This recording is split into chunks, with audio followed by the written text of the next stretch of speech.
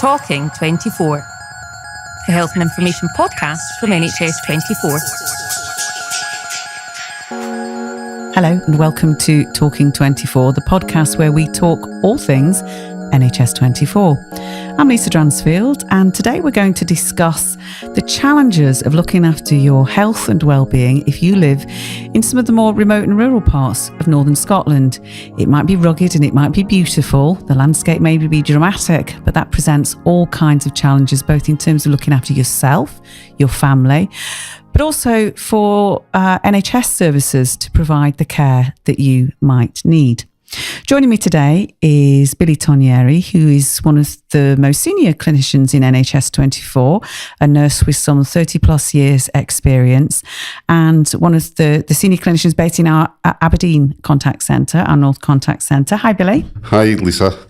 And Billy, you're responsible for coordinating a lot of our services that serve those communities, and also the nurses based in the likes of Shetland, Orkney, West Niles and so on. Is that right? Yeah, that's right. Fantastic. Okay, I want to get that right. Also with us today is Dr. Antonia Reed, who is a GP with 20 plus years experience, currently working on the Black Isle. Hello, Antonia. Hello, Lisa. Hi. You're also clinical director for out of hours at NHS Highland. Yes. And that means you know Billy. I do. We work together quite closely, coordinating service, working on feedback from both sides, and as changes to services happen on both sides, implementing those. We'll come back to that point later on, actually, during the conversation about the fact that you do have to liaise so much. But first of all, I'd like to start off by asking you both to tell me, what are the challenges in terms of looking after yourself in remote and rural communities? Is it that different to, say, somebody living in Finnieston on the outskirts of Glasgow? I would say it's very much different. People always assume that living in a rural community is the good life, but actually we have real levels of fuel poverty. So the distances that people have to travel, even to get to their own GP or to get to a shop or to get to a dentist, can be a real issue. People are often working several different jobs to make one job, whole job. Housing can be an issue. These beautiful places tend to have very high house prices, meaning that local people can find themselves living in substandard accommodation or caravans.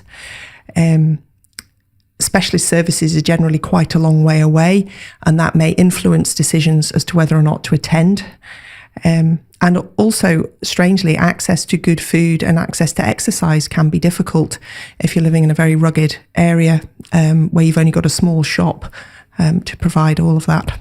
Would you go along with that, Billy? Totally agree. I mean, I think you touched on it. The things that make these places beautiful and why people want to stay there is actually the challenges in delivering healthcare and actually looking after yourself. The example I always give is, where is the nearest Tesco? And there are other shops available, but whereas it might be for you and I a 5-minute, 10-minute, even half-hour journey, it can be hours for people to go and stock up on even the self-care remedies that we so often advise people to do. So when you're limited to getting 32 paracetamol at a time from your local supermarket, if you've got a family of 4 and you only go to the shops once a month, that won't go very far. So there is the challenges in terms of, just as Antonia says, of actually getting places. And what about delivering services to people who face these challenges? It's often trickier because it's hard to provide the same range. Recruiting staff to live and work in very rural areas is quite difficult. If you've got very small number of patients, you can often find that a service is a visiting once a month service, whereas if you lived in a big urban centre like Inverness, it might be there 5 days a week. So then people miss out on getting it. And we are still quite doctor reliant in a lot of these places because the doctor can provide a lot of those services, but not everything. Rather than diversifying as we are doing into physios and pharmacists and nurse practitioners elsewhere. People tend to be really self-reliant, though. We talked about all those challenges, and we make it sound like the good life is anything but the good life. But actually, people in remote and rural communities tend to be really community-focused, so they look after one another. And that sounds like a cliche, but it's true. And also, they have a level of resilience, which is admirable, don't they? Yes, we do. I mean, I think it's always a red flag if somebody from a remote and rural community phones NHS 24, because certainly in my mind, why are we phoning? Because actually these are communities that tend to look after themselves, as you say, Lisa, quite well, and will only phone when we really need help. And we in turn also recognise that the number of calls that we get from rural practices or rural areas by comparison to the general population is lower. So we actually have it as a statement that we give to doctors who are going to work in these rural areas, that if they receive a call, there is an expectation that they will see the patient and that they do not re-triage, because the threshold for calling is so much higher in rural areas. So am I understanding this right? If somebody... The driver for somebody in a rural community to call 111, NHS 24's out-of-hours service, then be referred into your local out-of-hours services, is that much higher that you know that they really need help, if you like? Yes. The chances of somebody in a rural area being sick is higher than it would be in an urban area, because they will have reached a higher threshold before they picked up the phone. That's not always the case, but it's sufficiently the case that we would suggest to people going to work there that they think about it in a different way. That's really interesting.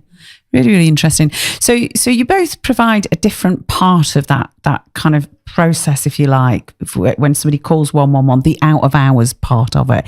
Now, can we just explain to anybody listening what we mean by out of hours? Because I think it's kind of means something slightly different to different people, doesn't it?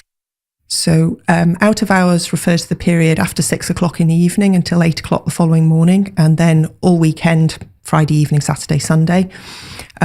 Your usual routine GP practice will be shut during those times, and services are provided by the health board to local communities.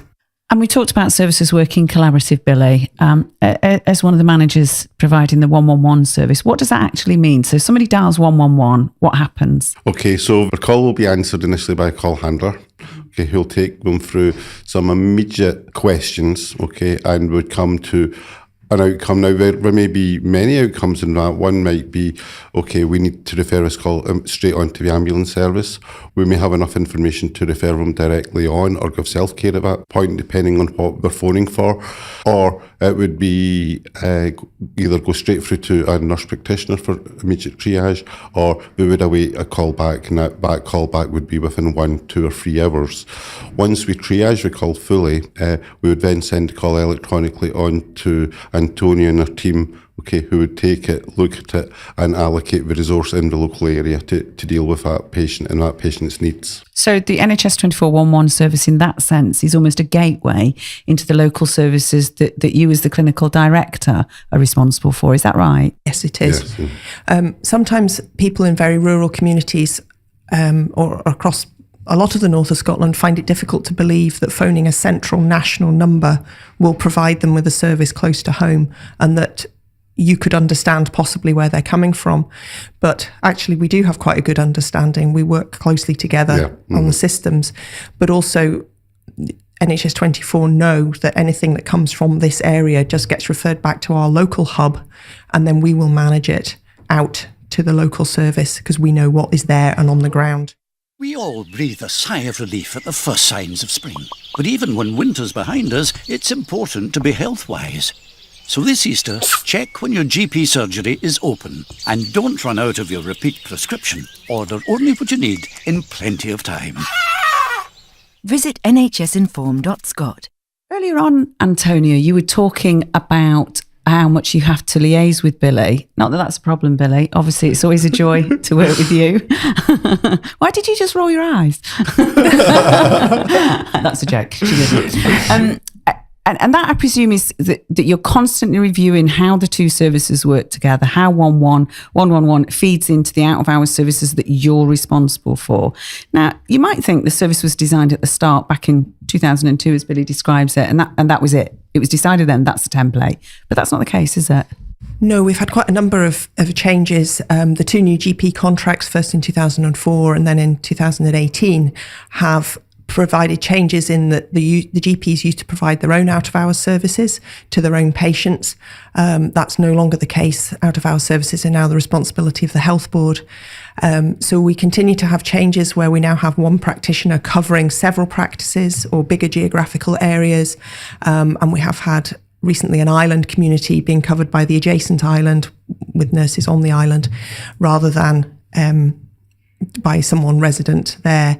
So we have to integrate those services into NHS 24 so that your staff know that they're dealing with part of NHS Highland and that it is an island, or that, and what to do with that, so that they know that anything that comes in the NHS Highland Health Board area goes to Highland Hub, and that we have that knowledge then to send out the appropriate resource to that person. So it sounds like you're having to do a lot of adaptation and a kind of mix of skill sets to make sure that each area is covered. Would you say that's the case? Absolutely.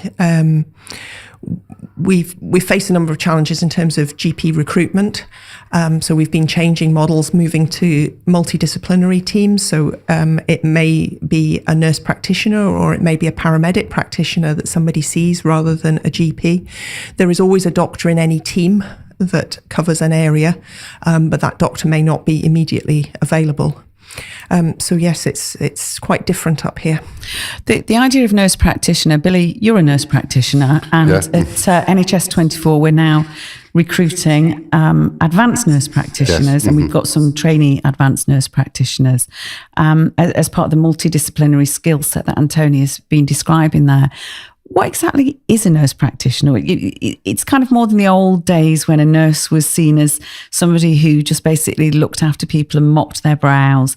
I mean, the skills for a nurse now are really advanced, aren't they? Yeah, I mean, even since I started way back in the 80s, the skills that we've given nurses are immense from what we had when I started. Way back in the 80s, it was maybe more of the softer skills, the observation skills. Now we're becoming more of the skills and maybe slightly more technical in terms of simple things like venipuncture. Nurses are now moving into what we call non-medical prescribing. So instead of relying on a GP to provide a prescription, the nurses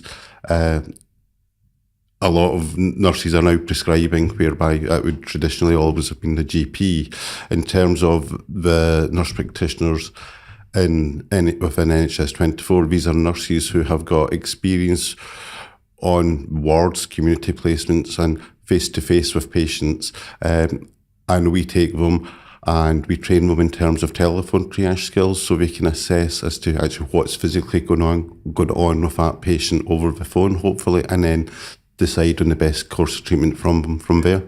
And that's changed the nature of the relationship between doctors and nurses, hasn't it? It's become much more collaborative than it perhaps used to be. Absolutely. On the ground, we have advanced nurse practitioners and GPs working alongside each other.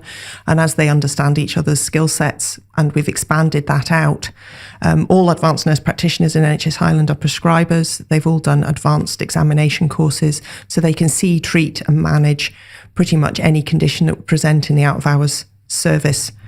Similarly to a GP. There are one or two exceptions to that, but we have provision for that cover as well. And I think that's important when you're looking at terms of people in specifically the remote and the rural areas who have had an accident of some description or have fallen, say, hurt their arm, whereas traditionally we would have sent them direct to the nearest A&E, and as we've discussed earlier, the difficulties in terms of getting people from place to place, the GP or the advanced nurse practitioner can go out, stabilise, give pain relief if appropriate, and then arrange forward transport from there, or if it's something like maybe a bad laceration, etc., stitch it and discharge them from there to save that travel into an A&E department, which may be an hour and a half, 2 hours travel away. It seems to me it's all about flexibility and adaptability. And we talked about collaboration specifically between NHS 24 and NHS Highland because we're here today. But Scottish Ambulance Services have a crucial role to play in all of this, don't they? Absolutely. A lot of the calls obviously go straight from NHS 24 to the ambulance service. If they feel that a local review would be helpful, they can contact the Highland hub directly and get the local doctor or AMP out to review the patient to avoid transporting someone to hospital who doesn't need to go. They also, if they are struggling to respond in a timely fashion, will ask the local GP or AMP to go. And likewise, if we have something that is very urgent that we need help with, that they will come along. And increasingly that collaboration happens more both in hours and out of hours, as we try and have all the resource that we have in a rural setting working towards the same outcome. Even though we are 3 separate health boards, we do all work together on the front line. And of course, the other partner in all of this is the patients themselves, the people. And I know that both NHS 24 and NHS Highland do quite a lot of community engagement work. I hate that word engagement. You talk to people, you listen to what they say. Yeah. And that's ongoing, isn't it?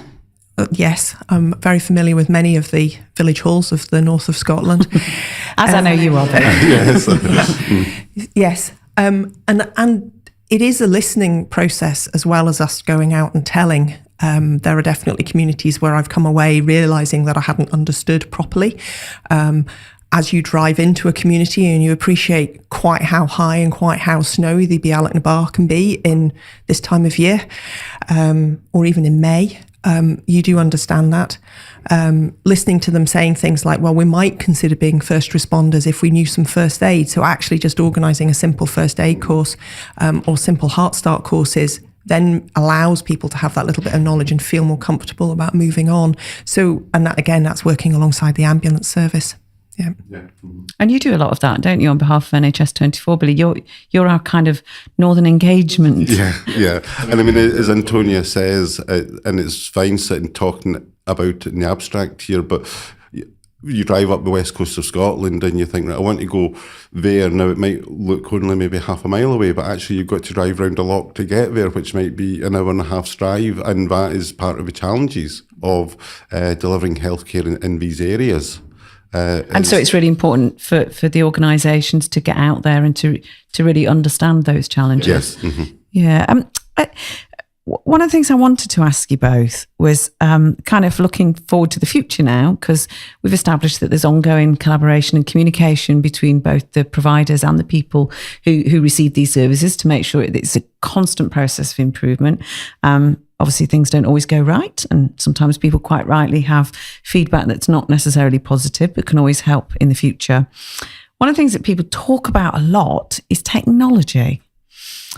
Do you think that'll change things in remote and rural communities? I mean, it already is. I mean, NHS 24 didn't exist 16 years ago, so people can now phone up a number and get triage over the phone. Yeah, absolutely. And I mean, we are making advances with that. I mean, it is dependent on the infrastructure that's out there in terms of 4G and superfast broadband, etc. But it is coming along slowly. NHS 24 has got its own app, in NHS Inform, which can give a mini triage and best course of action from there.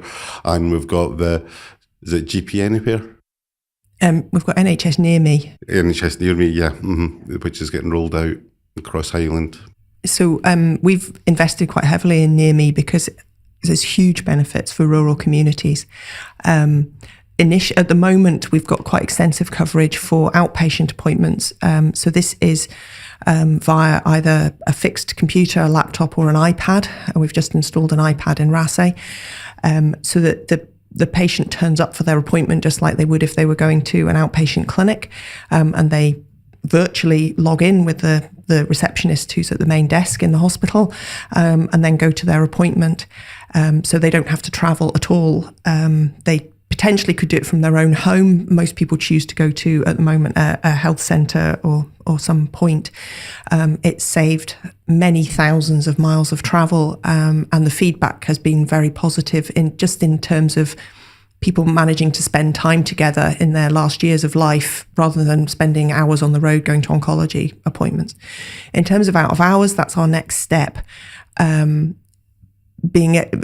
decision to travel or the decision to contact is quite a tricky one if you're a 40-mile drive from where you're going to be seen and it's a child.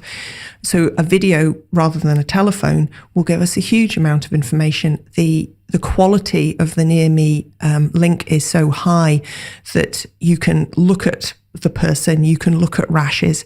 You can almost count their breathing rate. You can look at the colour of their skin. These sorts of things give you lots of information as to whether this is somebody who needs to travel and needs to be seen, or in fact, are they so unwell that we need to get them out of there very quickly without delaying things by making them travel, or in fact, can we give them proper reassurance that that's okay until the morning to see their own GP? And in certain sites, we also have remote access to medication, which can be administered. So with that level of information and having seen the patient, we could say, well, actually, yes, what you need is this. And there is a way for somebody to access that medication from where they are without having to travel at all. That sounds fascinating. If somebody wants to find out more about NHS NearMe, is there a website they can go to? Yes, there's part of the NHS Highland website. The technology is called Attend Anywhere, but NHS Highland are calling it NearMe. So click onto the NHS Highland website to find out more. It's fascinating. Technology really is making a difference to people's lives, from the telephone, the 111 service, through to onward video consultation. It really is the future. Antonia and Billy, thank you very much for joining us today. Now, before you go, our next podcast is about health myths, or what used to be called old wives' tales, but we're not allowed to call them that anymore because it just sounds a bit wrong. So I remember as a kid, one of the ones that we were always told was an apple a day keeps the doctor away. Have you got any personal favourites? And I've not teed you up with this, so completely fine if you say I can't think of any off the top of my head. I think the one that people quite often come to see me about is that they got very cold, so then they've got a cold. And that's not true, is it? Well, I suppose you could say that possibly if you were extremely cold, it might have lowered your immune system, but going out on a cold day is not going to make you more likely to get it. So my mum used to say, wrap up warm, otherwise you'll catch your death. Yes. Like death was something that you caught. So that sort of thing, that's quite a common one where I say, well, no, I don't think it probably was the fact that you were out for a walk yesterday that meant you got this. It was probably when you bought your paper and somebody sneezed. Yeah, probably. Thanks for that. That's what we'll be talking about in the next edition of Talking 24. That'll be with the NHS 24 Medical Director, Dr. Laura Ryan. Hope to see you then. Goodbye for now.